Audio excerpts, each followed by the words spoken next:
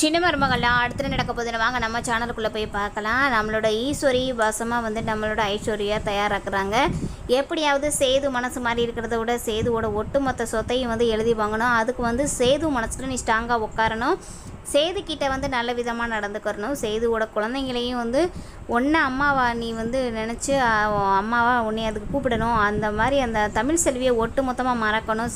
தமிழோட குழந்தைங்களும் சரி, சேதுவும் அவளை பற்றி நினைக்கவே கூடாது. அப்போ தான் வந்துட்டு நம்ம நினச்சதெல்லாம் நடக்கும் அப்படின்ற மாதிரி வந்துட்டு ஈஸ்வரி பிளானை போட்டு கொடுக்க, நம்ம ஐஸ்வர்யாவும் ஈஸ்வரியோட பிளான் படியே நடக்கிறாங்க. இன்னொரு பக்கம் வந்து பார்த்தா நம்ம தமிழோட குழந்தைங்களும் வந்துட்டு நம்ம ஐஸ்வர்யா பார்த்தா அம்மான்னு கூப்பிடுது. அப்போ நம்ம தமிழ் செல்விக்கு ரொம்பவே வேதனையாக இருக்குது. இன்னொரு பக்கம் வந்து பார்த்தா நம்மளோட ஈஸ்வரிக்கு ரொம்ப சந்தோஷமாக இருக்குது. இப்படித்தானே நம்ம எதிர்பார்த்தோம், அதே மாதிரி நடந்துகிட்ருக்கு.